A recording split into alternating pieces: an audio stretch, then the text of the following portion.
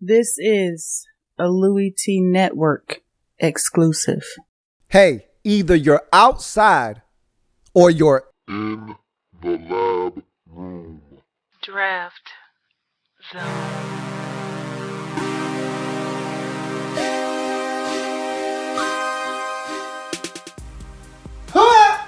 Could it be? For me, your man, Louie T. Welcome, you are in the lab room, of course. I'm your host, Lou. Thank you for joining me here on the 2016 NFL Draft Wrap-Up Series, where your man, Louie T, aims to break down all 32 teams in the National Football League's 2016 NFL Draft.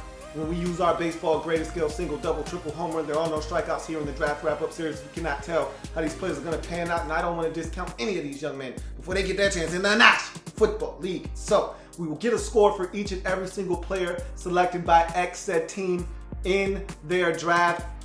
Apply bonuses when necessary. Get an aggregate score, divide by the number of picks made by that team in the draft, which will then yield us an overall grade for that team and their draft. Move on to the next team in the series picked by you. That's right. You out there in YouTube land are in total control, as this is the You Pick format, or as I like to call it, the Up format. We're simply being the first to leave a comment in the comment section of this and future videos in this series with two components in that comment, okay? Next, and the team you'd like to see next, will get that team up on the series. And so it's really simple. I mean, folks, it's really simple. It's not hard. Don't make this harder than what it is. You already know how this goes. And so, because you, the viewers out there, have spoken, the next team up on this series is none other than the Oakland Raiders and their 2016 NFL draft. And I must say, Reggie McKenzie has murdered the draft the last couple of years.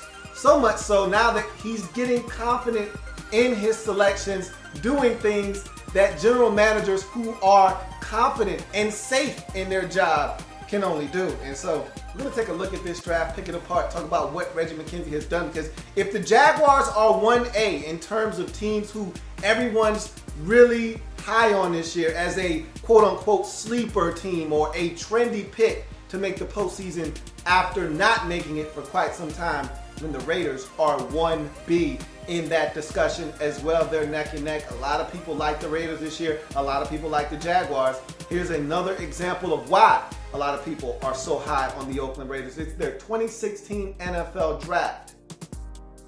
Now, first round, 14th overall selection, West Virginia safety Karl Joseph is the pick.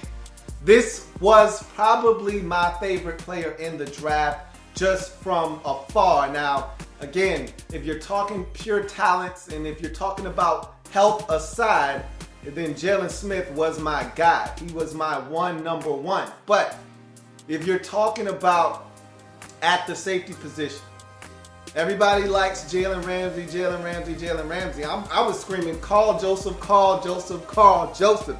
Give me more Karl Joseph. This guy was a heat-seeking missile at West Virginia, but not only was he lighting ball carriers up, lighting potential receivers up, this was a guy that also made plays on the football, and had he not gotten injured in 2015, this dude was on a torrid pace. He may have hit double-digit interceptions in 2015. The way this guy started out the season was phenomenal, and I'd like to think that West Virginia is a totally different ball club with him on the defensive side of football. Before he got hurt, they were doing some tremendous things defensively. And if you just look at that defense and how talented it was, and how many guys got drafted off that defense. KJ Dillon, his running mate, back there at the safety position, gets drafted. You also have one of their cornerbacks, Daryl Worley, get drafted. You also have one of their linebackers, Nick Kwiatkowski, get drafted. So this was a very talented West Virginia defense, but none of those guys was more talented than Karl Joseph. And because of the injury, we didn't hear his name a lot in terms of the first round and consideration for a selection. But as the process got closer and closer, that name started going up and up draft boards, and rightfully so, because to me, if this guy's healthy, and I talked about modern science and and how ACLs are the new Tommy John surgeries of the National Football League, essentially. I mean, guys come back from ACL tears stronger, better than ever. You may be more susceptible to tearing it again if you tear it once, but one thing's for sure, it's not insurmountable to come back and be the player that you once were before the injury. And so I feel just as confident saying this now as I did when this process started, that Karl Joseph is the best safety in this draft. And I feel like the Raiders did the absolute right thing by making this guy their first round selection. And it was a surprise to me. I did not see this coming. Again, Reggie McKenzie has been absolutely murdering the draft over the last couple of years. And I think this draft was another example of why he is firmly entrenched as the Raiders general manager, because he's built this thing from the ground up, and it took some time, but they stayed the course. And it's selections like these that are going to continue to see this Raiders football team start to ascend in the AFC West division. Defensively, they're starting to put some things together. And you look at the way this team is constructed, they put together some building blocks, whether it's Khalil Mack on the defensive side of the football at the linebacker position, or it's Mario Edwards Jr. along that defensive line. Now you get another piece, and I always talk about elite defenses having one elite player at every level. The Raiders aren't there yet, okay? Mario Edwards Jr. put together a pretty good rookie campaign, but he's far from elite right now. Khalil Mack is elite. He's official. He's already stamped his name in the elite books already. So that is already done. So now you look at the secondary. They don't have anyone close, remotely close to being in that discussion. This is a guy that I think in 2 or 3 years from now, we could be having that type of discussion with Karl Joseph. If he is healthy, this is a guy that can change the game for you in the secondary. In the first round, 14th overall pick, West Virginia safety Karl Joseph is hit hard. He's hit deep. Out of hit. Yes, sir. It's a home run. And much like I've told you before, man, this was one of those, you wind up, you throw the pitch, and it gets hit. And as a pitcher, you just drop your head because you know it's gone. You know that's solid contact and it's not coming back. It's gone. Karl Joseph, first round home run, no doubt about it. Reggie McKenzie did it again. He did it again. First round, Oakland Raiders safety Karl Joseph. I think he is a dynamite football player, and if healthy, he's going to make his presence felt in Oakland in year one. Go to the second round, 44th overall pick, Illinois defensive lineman Jihad Ward is the selection. 6'5", 297 pounds. It's a big, long, well-proportioned athlete here, okay? This is a guy that went to JUCO for a couple of years, was a receiver, and was a safety. So, again, you're getting a guy at 6'5", 297 that is an athlete. If you've seen the video, you should have by now, especially if you're a Raiders fan. I'm pretty sure you've combed over every piece of Jihad Ward tape that you can get. And there's a video out there floating around of this guy dunking the basketball. And it's not just a regular go up two-hand slam. It's like a windmill behind the back, you know, behind the head reverse dunk. Yeah. I mean, the guy's a stupid athlete, okay? Uber athletic. And he didn't get drafted. Let me say this right now before we continue on this breakdown. He didn't get drafted off of what he did in college. He's being drafted this high for what he can become at the next level. This guy needs a lot of work, and I mean a ton of work. But we'll get to that in a little bit. But this guy is a tremendous athlete, ex-wide receiver. You know how those guys, you see them, they're like 6'9", 6'10", and they're tremendous athletes, whether it's a B-baller or it's a 6'7" defensive lineman. You're like, man, how is this guy so nimble, agile on his feet?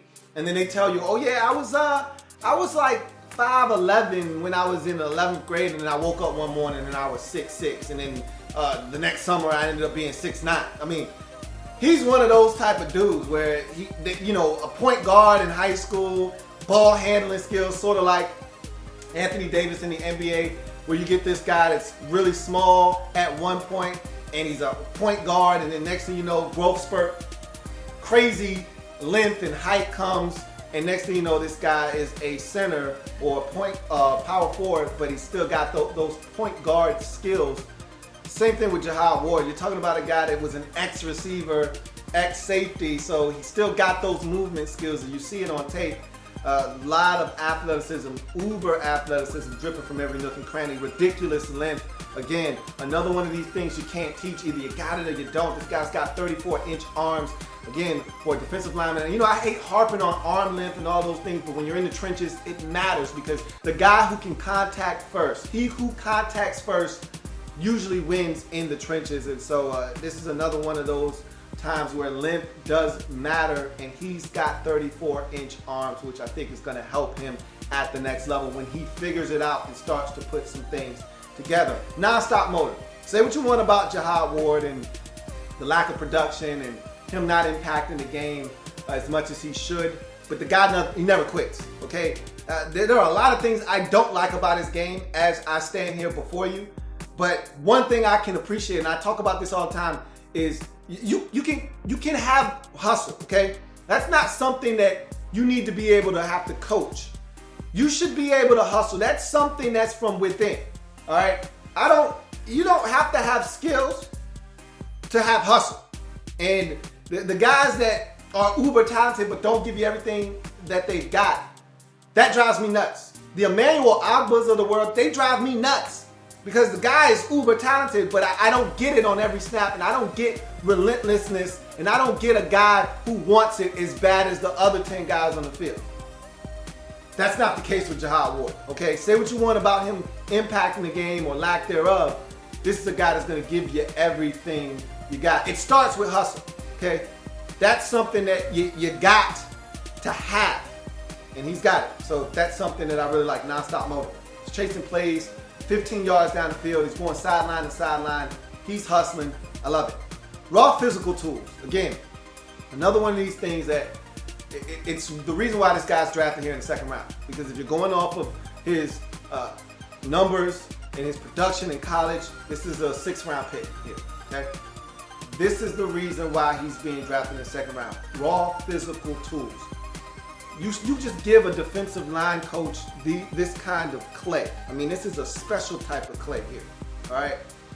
This is the type of guy that you give to your defensive line coach and you say, hey man, turn him into an all-pro. Here you go, blank canvas, blank slate. Here you go, give me a masterpiece back. All the tools are there, 6'5", 300 pounds, athletically gifted, length. I'm talking about everything you could ask for, everything you could want in a defensive lineman. It's right here in Jihad Ward. Now it's up to the coaching staff. This is where you make your money because this guy has all the raw physical tools necessary to get the job done. Now it's just about getting that potential out of Jihad Ward. And upside is his final pro. And again, I don't really have to continue on here. I'm beating a dead horse. I've already told you that this guy has all of the raw physical abilities. Everything you're looking for, the upside is there. He's oozing and dripping with upside. Now it's just up to the coaching staff to get this guy to play the type of football that they think he's capable of. And we'll see if they can do that. You go to his cons. This guy is as raw can be. Jihad Ward has absolutely no idea what the hell he's doing. Again, this was a guy that was playing wide receiver and safety just about 3 years ago, okay? This is a guy that's still learning the defensive side of the football. This is a guy that's still learning about what to do in the trenches, how to maneuver, how to use his body. All of these things are brand new to Jihad Ward. He's still learning. It's a lot of on-the-job training for him. And right now, he's got a long way to go before he becomes a finished product. And if you look at his numbers, you look at his production, you will see, and if you watch the tape, you will see it is evident that this guy still has a lot to learn.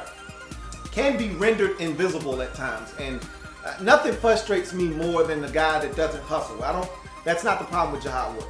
The next thing that frustrates me is a guy that does nothing, is uber talented, but you can't really see it because you don't get the kind of production. He doesn't impact the game. That's what drove a lot of people nuts about Robert Kimdiche.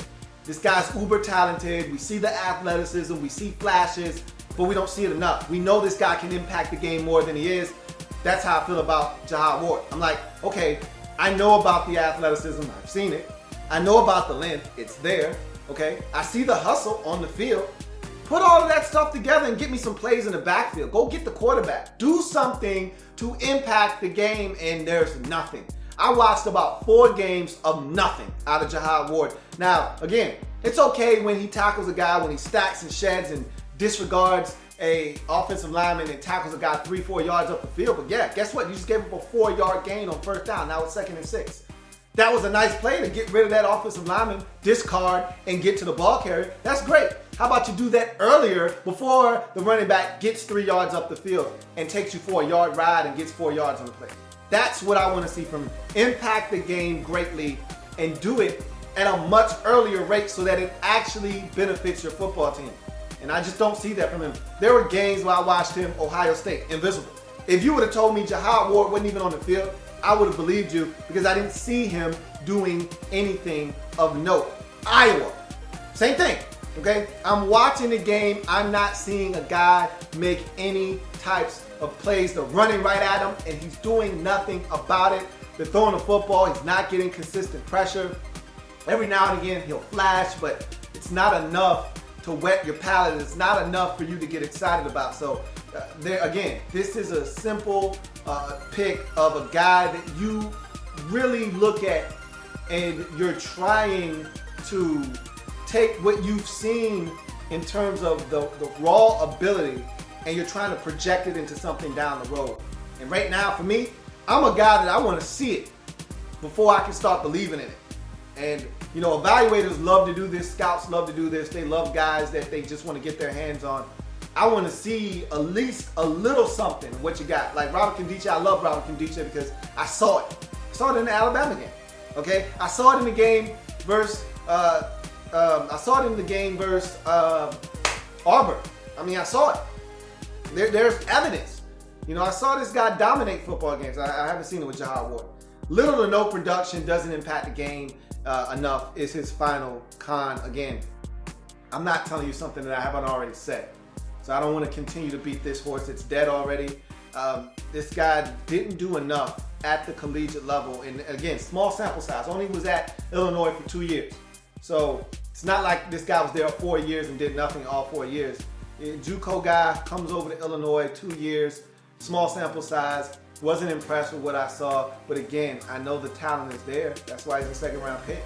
You know, I've seen the athleticism. I've seen the length. I understand what this is, okay? This is a guy that is a big slab of clay. To me, he's a blank canvas. And they're asking the Raiders coaching staff to go paint a masterpiece with him. And we'll see if they're able to do that. But in the 2nd round, 44th overall selection, Illinois defensive lineman Jihad Ward for me is a double, okay? Really, this is more of a triple type of pick, and if he turns out to be what I think he could ultimately become, which is what the Raiders are hoping, then it might be a home run down the line. But right now, lack of production, a guy that can be invisible at times, and a guy that just needs to learn, needs to soak up as much knowledge and translate that and transfer it onto the football field.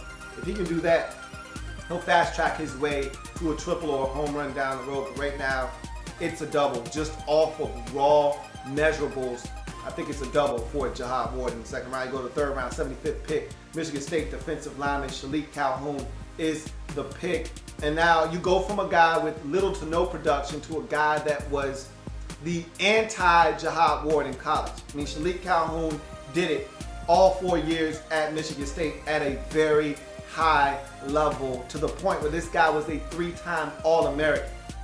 Not a 1-time, not a 2-time, a 3-time All-American defensive end in college football, which is a rare feat. To do it just once, to do it twice is great. To do it 3 times, damn near insane. This man did that 3 times. So again, you're talking about a guy, you're going from a guy with little to no production to a guy who lit it up his entire collegiate career. 6'4", 251 pounds, extreme length. Again, Another one of these guys that's extremely long, much like Jihad Ward, who had 34-inch arms, so does Shilique Calhoun. So you're getting another guy with extremely long limbs that will help him down in the trenches and help him defeat some blocks. Good off the snap, really good burst off the snap. That's the next pro. This is a guy that can win with quickness initially off the snap. And what he does a really good job of is winning initially off the snap, but you can win initially and still lose. So what you have to do after that initial burst off the snap is you got to do something to finish the job. Now, that can be hand usage. I talk about Joey Bosa all the time, winning with hand usage. You can win with hands. You can finish off a block. So you get out of the blocks, you explode out of the blocks, and you win initially. That offensive lineman can still get you with length and pushing you around the pocket and allowing the quarterback to step up. So you either need to win with hands, or you gotta bend and win with a dip. You gotta run the track. Shilique Calhoun is a guy that wins with hands after he wins with that initial burst off the line. He will smack your hands down and get past you. Does a really good job of getting off the snap with a good burst and then using hands to finish the job and get to the quarterback. Really good combination of burst and hand usage to win and get around the edge. Diversified move catalog. I love it. Love it. I love when guys come from the collegiate ranks with about 3 or 4 good moves in the tool belt. Again, a lot of these guys, they just know one move. If it works, they're just going to keep going to the well because they're just better than the guy that's in front of them most weeks.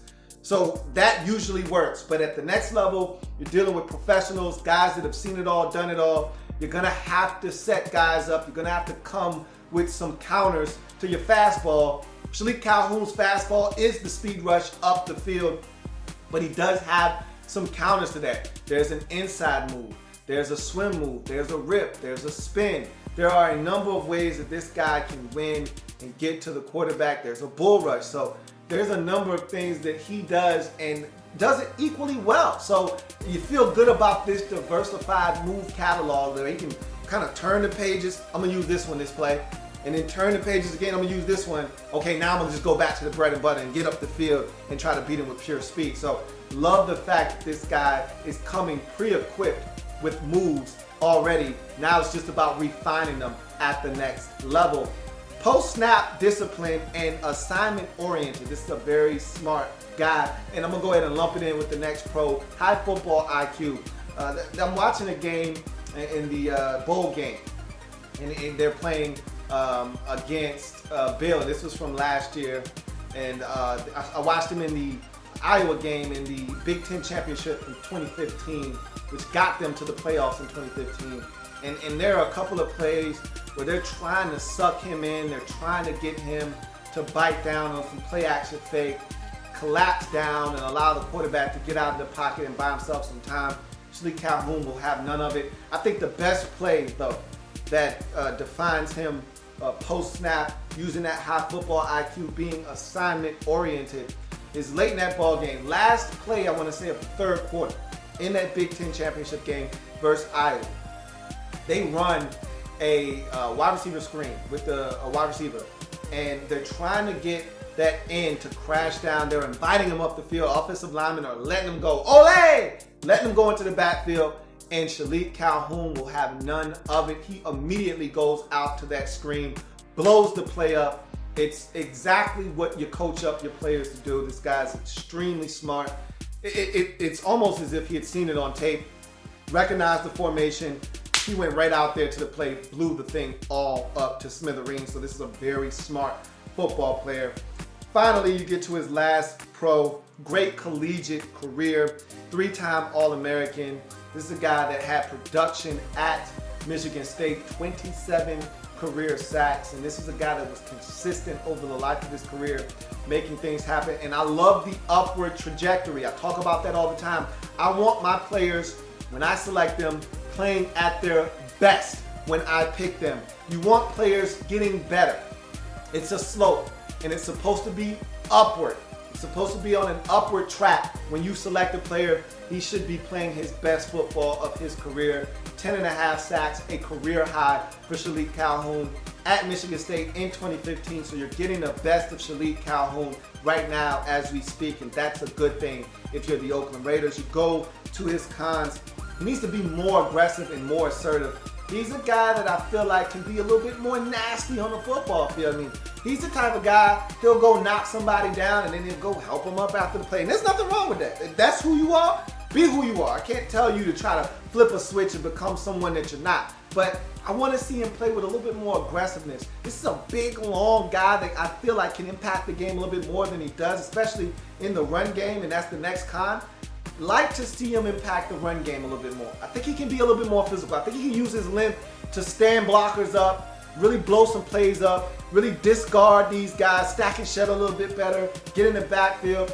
Not a lot of tackles for loss with Shilique Calhoun. A lot of his tackles for loss comes from his sacks, not from him getting in the backfield and impacting the run game as a guy that can get in the backfield and get a guy down for a 3-yard loss and set up 2nd and 13. I'd like to see him do that a little bit more because I think he's capable because his arms are so long that I feel like he can extend them, stand a tackle up at the point of attack. When that ball carrier comes his way, discard him, shed him, get in the backfield, make a play. So I'd like to see him be a little bit more physical, be a little bit more aggressive, and be consistent with that. Don't just do it on one play, but then don't do it for the next 3 series.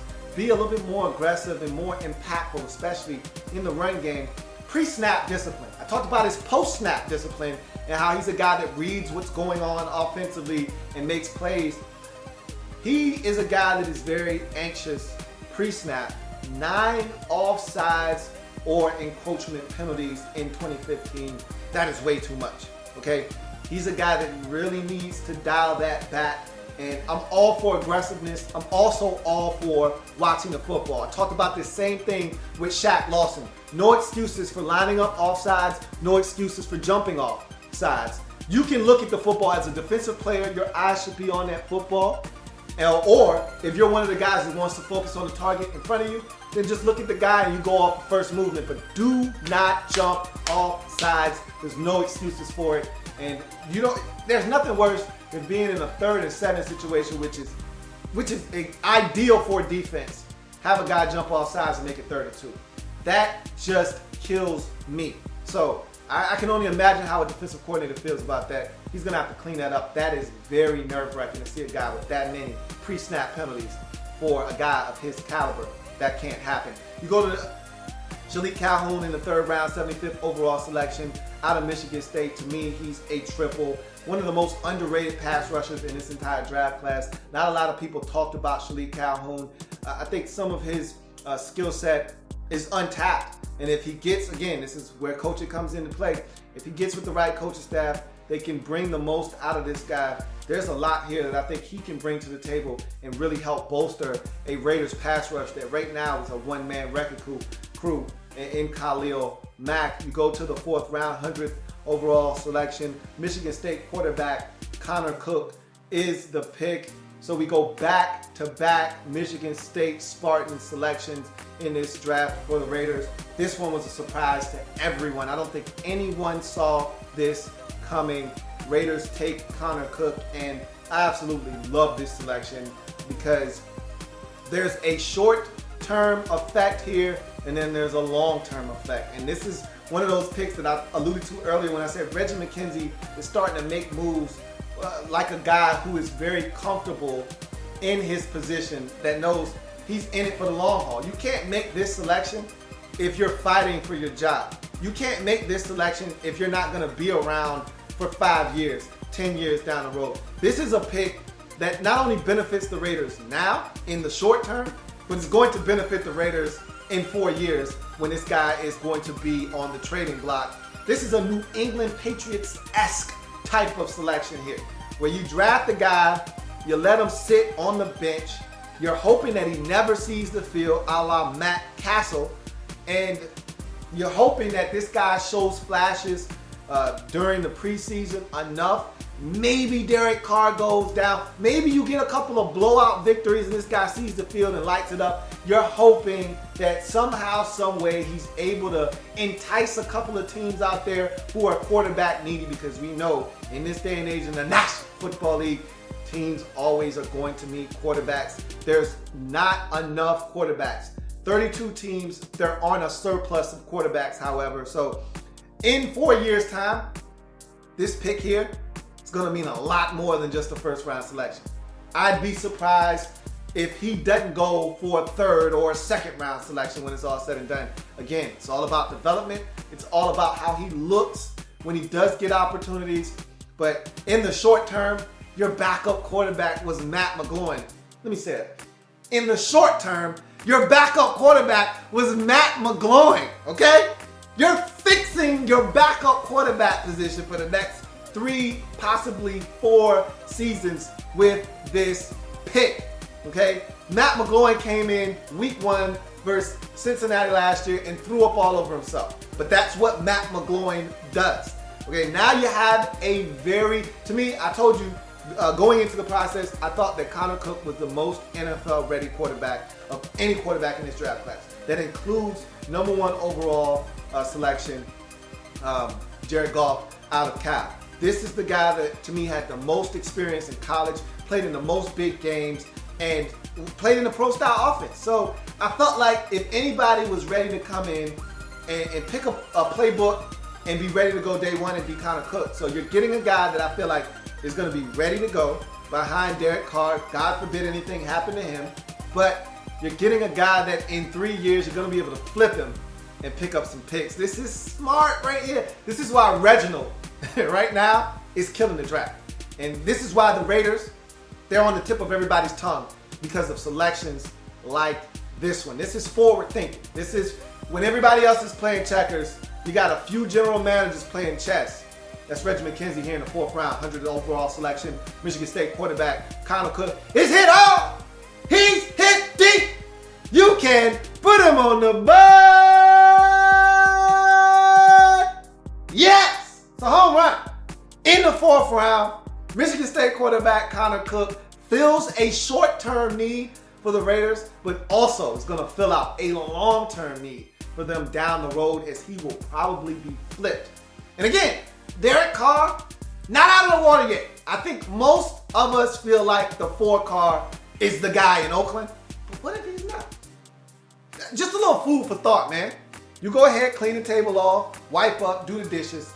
I'm just saying. I'm not saying. I'm just saying. In the 5th round, 143rd overall pick, Texas Tech running back DeAndre Washington is the selection. 5'8", 204-pound running back. And I actually had an interesting conversation with a buddy of mine that is a huge Oakland Raiders fan. And we talked about DeAndre Washington, and I told him he's just a guy. He's another back. You throw him in the mix. And I remember Reggie McKenzie saying, hey, this guy he's a lot more than just a scat back. He's more than a 3rd down back. He can run between the tackles. He can do it all. And I said, hey, Reggie, pipe down, man. Okay? Sell that to somebody else. And I watched the tape. I said, damn, Reggie, you were right. I apologize. This is a guy very talented and multifaceted. Let's talk about it. Good athleticism and agility. 4'4", 940 guy. He's not running away from anybody. Okay, so we'll talk about that a little bit later on, but he's got good enough athleticism and agility to make guys miss out in space, get yards after contact. So I'll go ahead and throw this in because this is one of his next pros. He's a yakster. Yards after contact. This guy is picking up copious amounts of yards after being contacted because he's making guys miss out in space, which takes me to my next pro, shiftiness in space. This guy's got a little wiggle in his hips. Okay, he's a guy that will get out in space, give you a little head and shoulder fake, give you a little step, in and out step, boom. And he's breaking the dude off, getting up the field and getting extra yardage. A play that's blocked for 4, he'll get you 8. A play that's blocked for 12, he'll get you 22. That's the kind of player you got here in DeAndre Washington. Solid pass catcher. Was very pleased with his hands out of the backfield. And for a Raiders team that is starving for a back to come in and catch the football out of the backfield, you tried to force feed Latavius Murray the football out of the backfield, and I can't tell you how many times he frustrated me to no end, dropping footballs. I still remember the Chicago Bears loss where he throws the football literally to the defender, and that ultimately was a huge play in that game as the Raiders were going to get points on that possession. He can't catch, and you're tired of trying to get guys to fit into these square holes, and they're round pegs. It's time for you to get a guy that can actually do the job, and I think DeAndre Washington is that kind of guy that can catch the football out of the backfield. Willing participant in pass pro. At 5'8", 204, he's not the biggest guy, so as you could imagine, sometimes he's just not going to be effective. He's a cut block guy. That's his weapon of choice.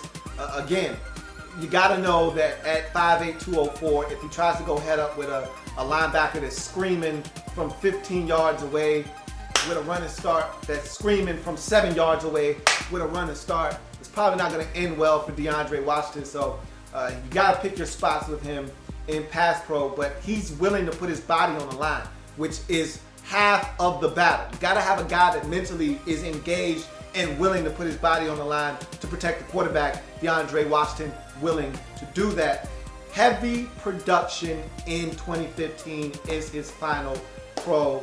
This guy got an opportunity to take the reins and run with it. Again, Cliff Kingsbury, the coach out at Texas Tech, ex-quarterback at Texas Tech, that's an air raid attack out there in Texas Tech. They love to throw it around the yard.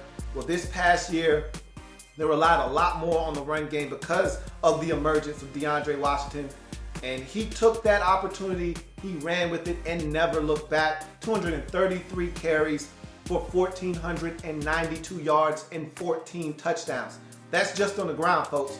You flip the script to catching the football out of the backfield, 41 grabs for 385 yards and another 2 scores. So this was a guy that you're talking about close to 2,000 all-purpose yards and 16 touchdowns. This is a guy that gets it done out of the backfield as a pass catcher, a running back, and like I said, willing to put his body on the line in pass pro sets. So this is a guy that I feel like your general manager, Reggie McKenzie, said, can do it all. We move on to his cons. He's missing a dynamic element. And I talked about that lack of home run hitting speed. He's not running away from guys. If you're looking for a guy that's going to make one cut and go much faster than slow, hit a seam, and leave everybody, that's not happening here. What he will do, though, is if you're at the 27-yard line, he's going to hit that seam, and he's going to go, and he's going to score a touchdown. What he is going to do is if you're at midfield and you throw him a screen and he gets a couple of blocks, he's going to go. Now, what he's not going to do is he's not going to be Latavius Murray, hit a seam, and score from 72 yards away from the end zone. That's not what he's going to do. But what he will do is he will make you some big plays. He will make guys miss out of space. To me, Latavius Murray is a north and south guy. Doesn't have a lot of wiggle. Doesn't make a lot of guys miss out of space. DeAndre Washington is the direct opposite of that. He's a guy that will make people miss out in space. He's a guy that will get yards after contact. Whereas Latavius Murray, you block it up for 4 yards, he's going to get you 4 yards. You block it up for 8 yards, and there's a seam and an angle to outrun. Maybe Latavius Murray can make that happen. DeAndre Washington, he's going to try to make that guy miss with a little bit of wiggle. And so he's missing that dynamic element, though. It's like there's something missing, man. Sugar, spice, and then it's like something nice. I just don't know what it is. It's missing for him. And I think it might be that home run breakaway speed that he's lacking. I think that may be the missing piece to DeAndre Washington. Size is the next con. I mean, 5'8", 204 pounds. At this next level, can he sustain the type of workload that he did at Texas Tech? Now, again, you've already got a running back right now. His name is Latavius Murray. But I know some Raiders fans that aren't that enamored with Latavius Murray, and they're looking for an upgrade.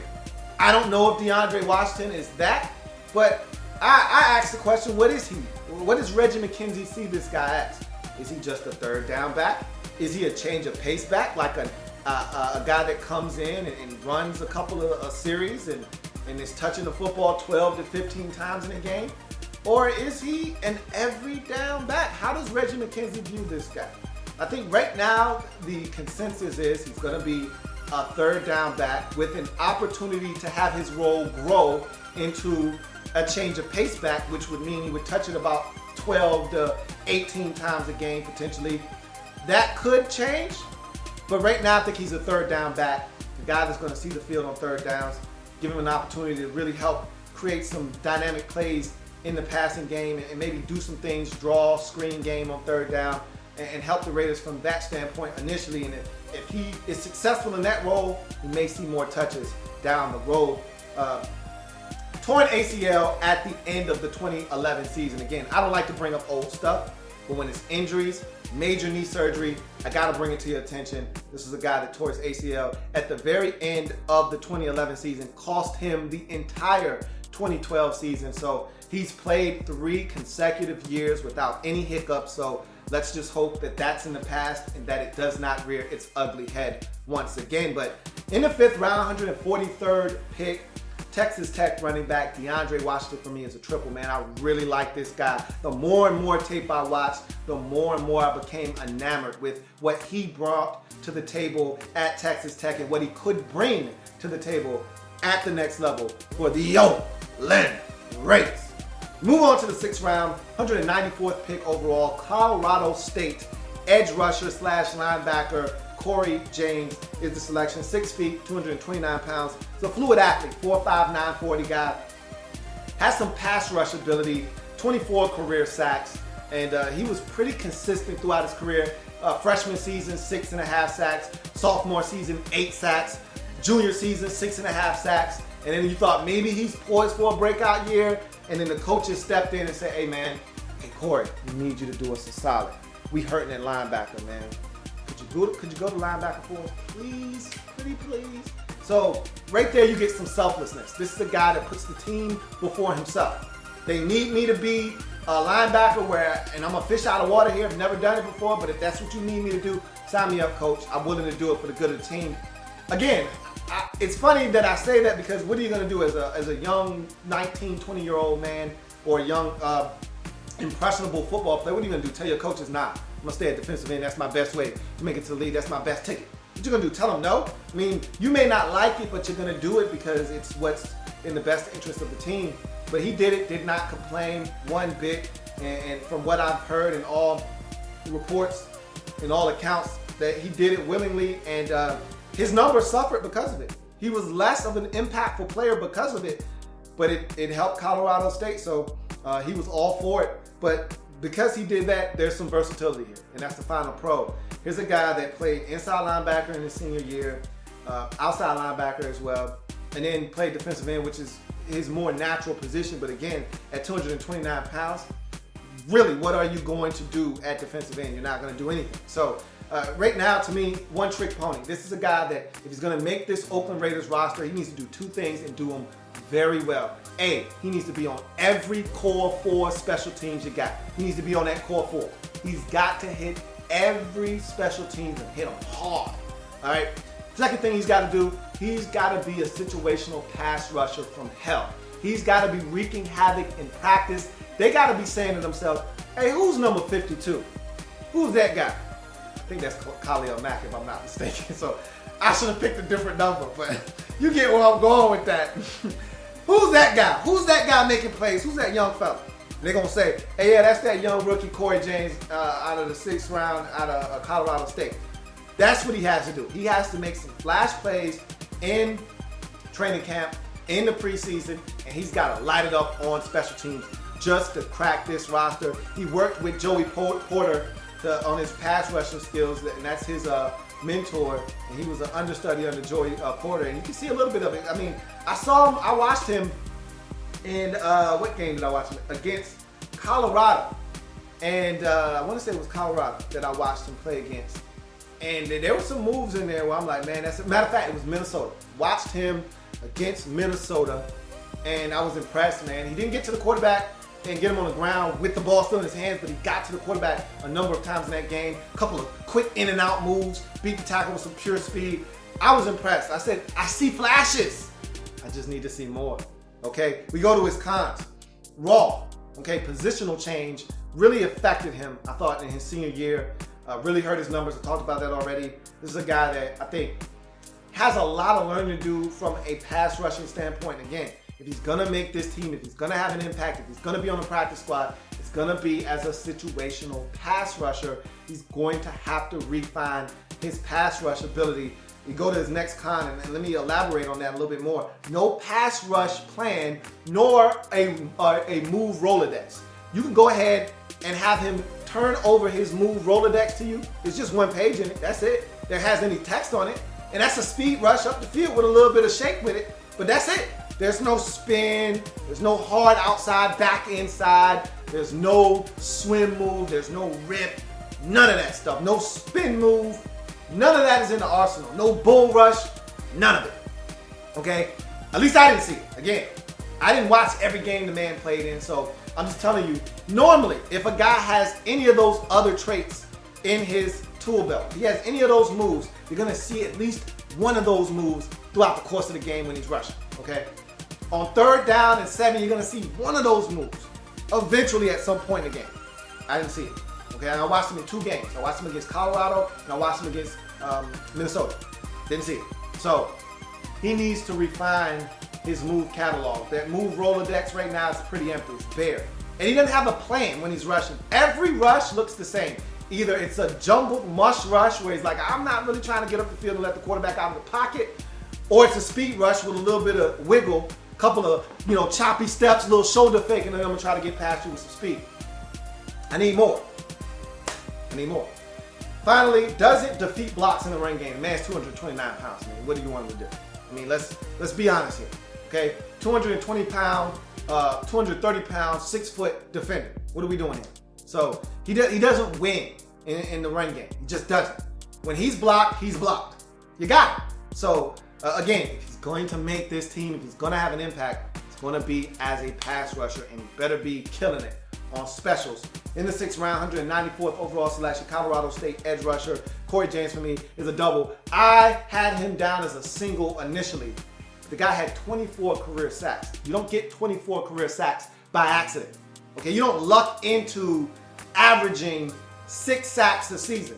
Okay, and really, had he not moved positions in his senior year, he probably would have notched another, because if you look at his past track record, 6.5, 8, 6.5, he probably would have notched another 6 or 7 sacks. You're looking at a guy that's right up around 30 for his career. Shilique Calhoun had 27. So again, this guy can get to the quarterback. It's not an accident that he had 24 sacks. I think there's some potential here, but it's got to be fully tapped into, and this guy's got to go out and ball out to make this Raiders roster. You finally round up this draft in the 7th round, 234th pick overall. LSU offensive lineman Vadal Alexander is the selection. 6'5", 326 pounds. Big, hulking figure here. Keep in mind, when this man got to LSU, he was up over 360.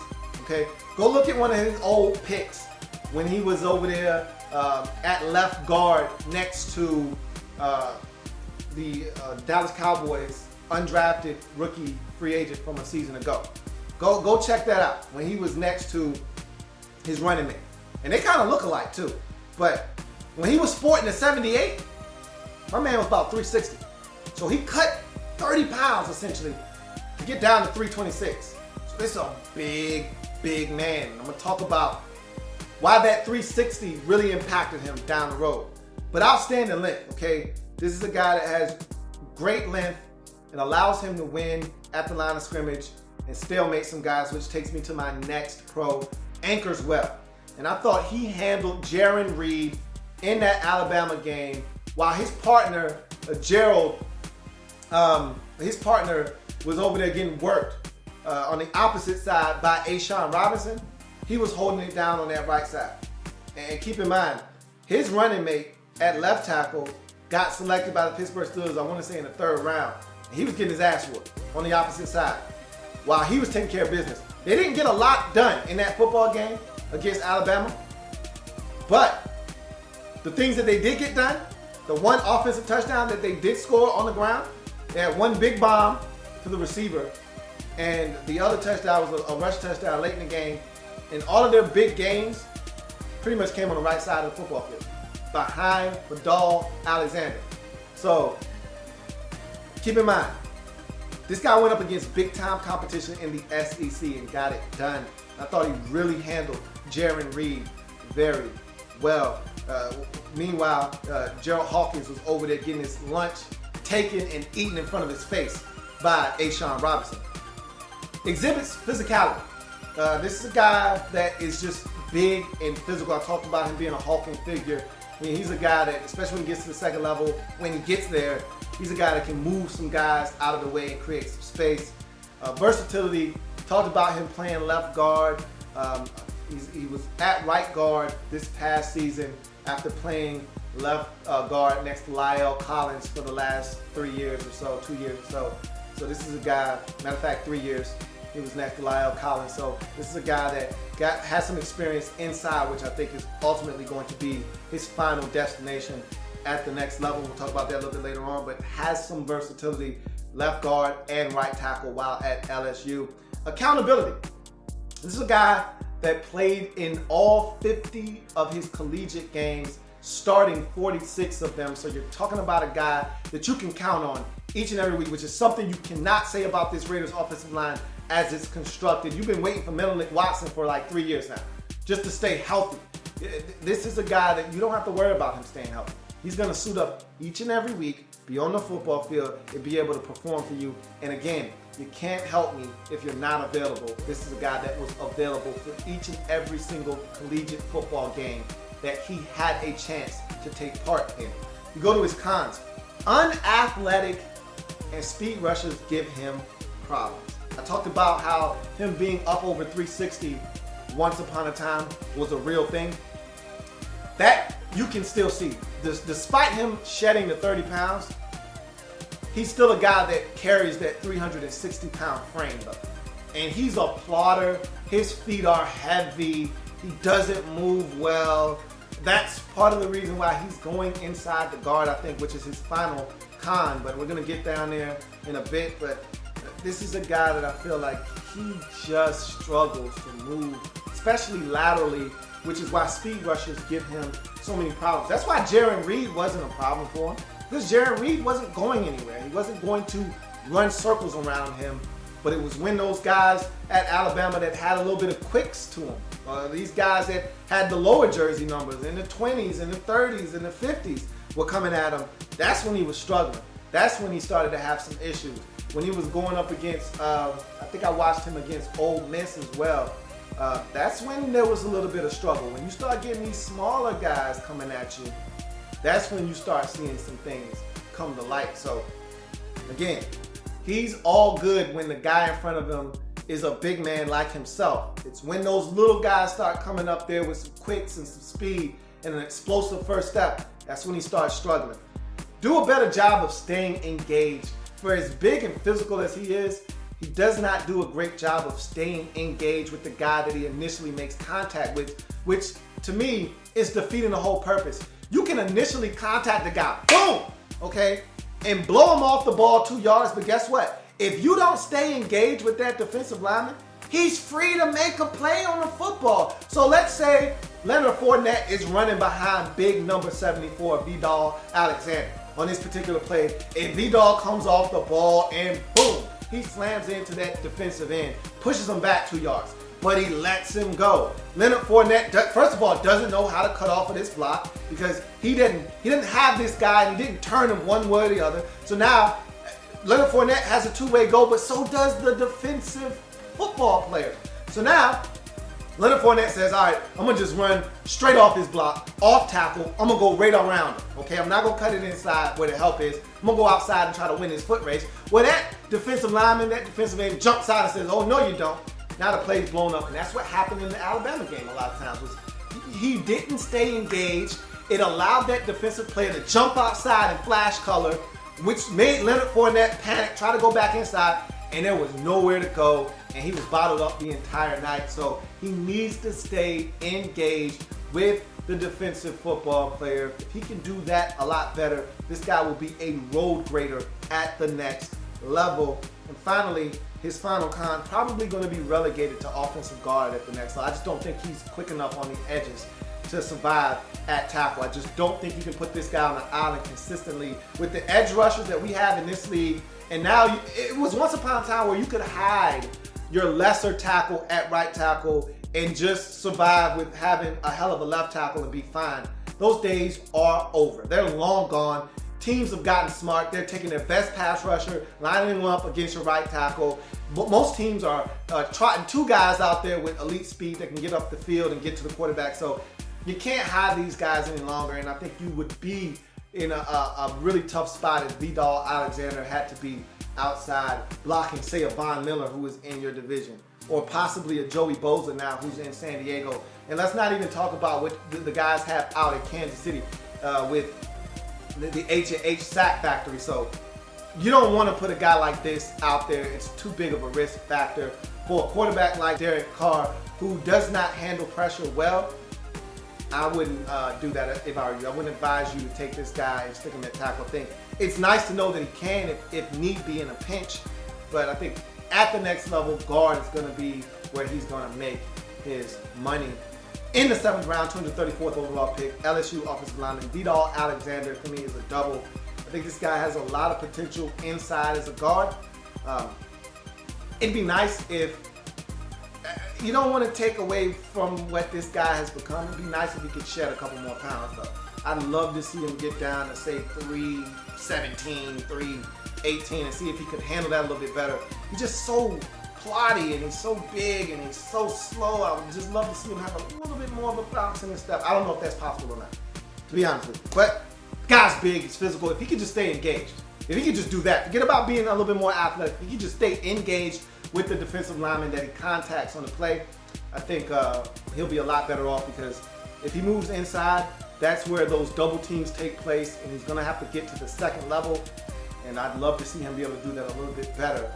We'll see what happens with him. But that's the Raiders draft. Let's go over their scores quickly. Home run in the first round with safety Karl Joseph out of West Virginia. Double for Jihad Ward, Illinois defensive lineman. Triple for Shilique Calhoun, a guy that I think was very underrated coming out of Michigan State as a defensive lineman.